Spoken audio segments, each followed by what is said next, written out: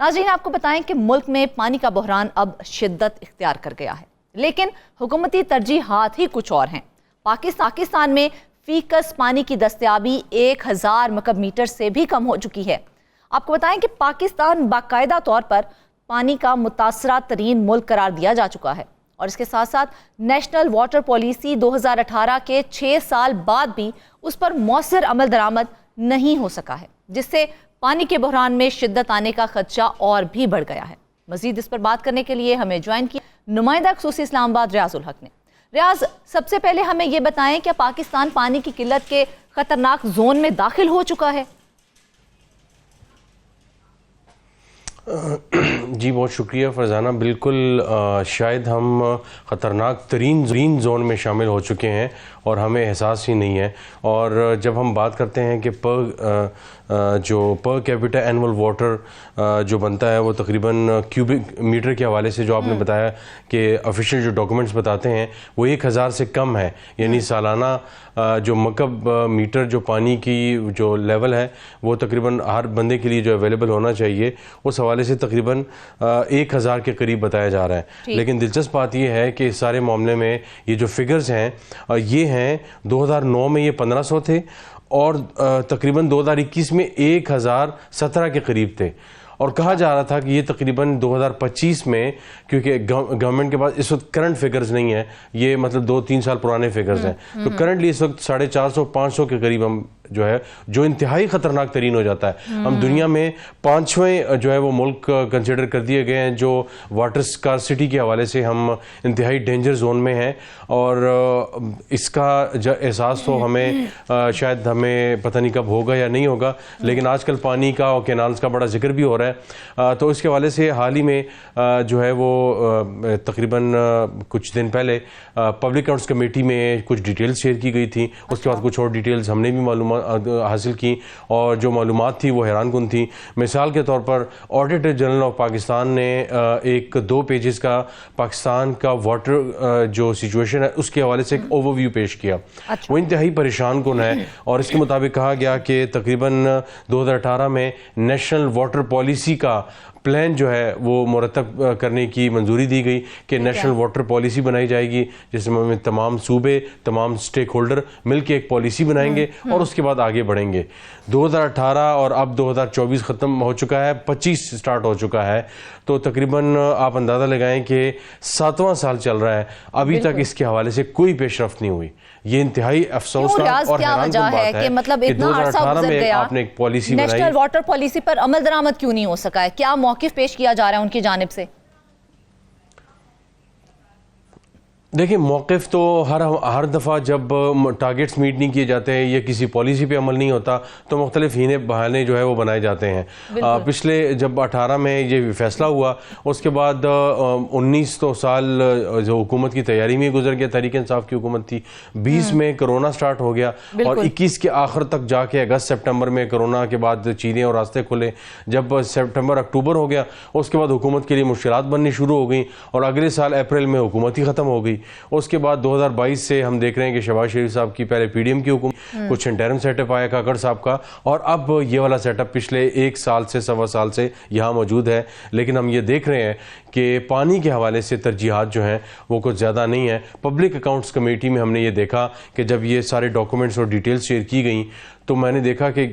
تمام حکومتی اور اپوزیشن نمائندوں میں سے سینیٹر اور جو قومی اسمبلی کے ممبران تھے، کسی نے اس معاملے کو نہیں اٹھایا کہ یہ جو انتہائی اہم رپورٹ پیش کی گئی ہے اس کے حوالے سے کیا جو ہے وہ پیش رفت ہے۔ وہ جو وزارت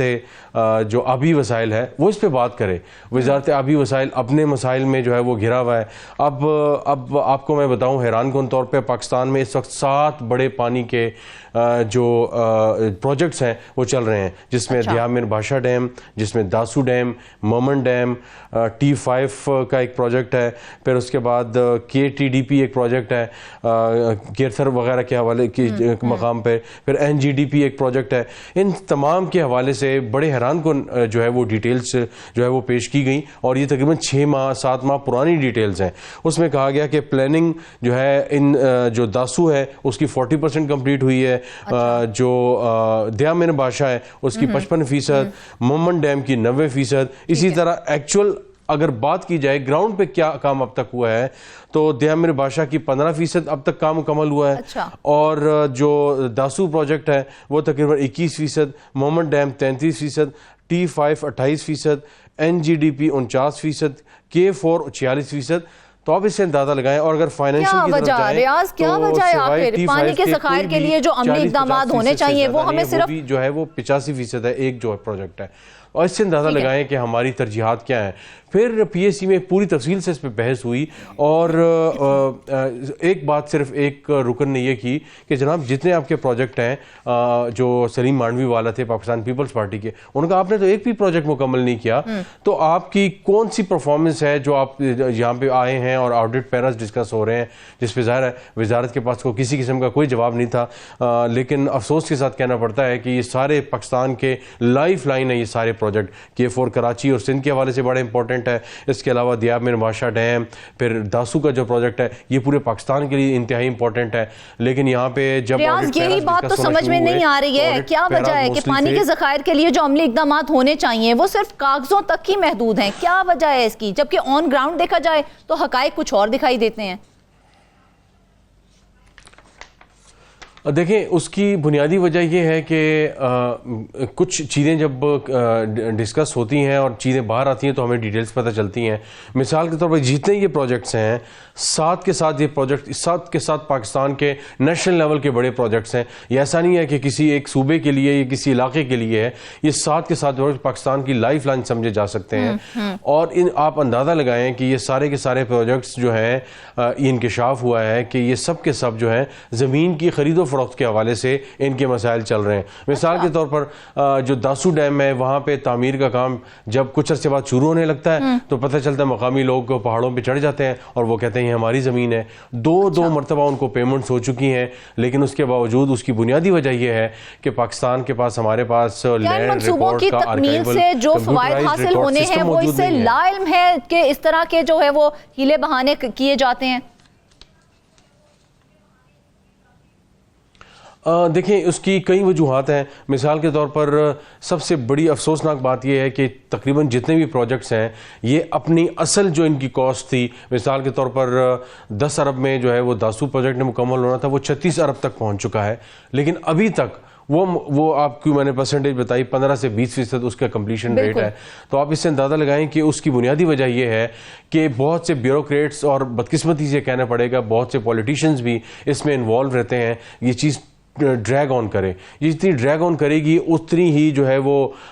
جو اس کی پروجیکٹ کی کاسٹ ہے وہ بڑھتی جائے گی. اب 10 ارب کا پروجیکٹ ہے 36 ارب تک پہنچ گیا ہے. کیا آپ نے یہ پہلے پلاننگ نہیں کی تھی کہ جناب جب ہم نے یہ یہاں پہ مکان سٹارٹ کرنا ہے, لوگ مکان بھی جب سٹارٹ کرتے ہیں تو پہلے پتہ لگاتے ہیں, لینڈ رجسٹری دیکھتے ہیں کیا اس کے ڈاکومنٹس کمپلیٹ ہیں, کیا متعلقہ جو یعنی اسلام آباد اگر ہے تو CDA ہے, پھر پشاور ہے تو PDA ہے, اور پھر مختلف جو ڈیولپمنٹ جو ادارے ہوتے ہیں LDA وغیرہ ان سے کیا آپ نے یہ کلیئرنس لی ہے کہ زمین پر کوئی FIR ہے, کوئی قبضہ ہے, کوئی کسی اور کا کوئی دعویٰ تو نہیں ہے, عدالت میں کوئی کیس تو نہیں ہے.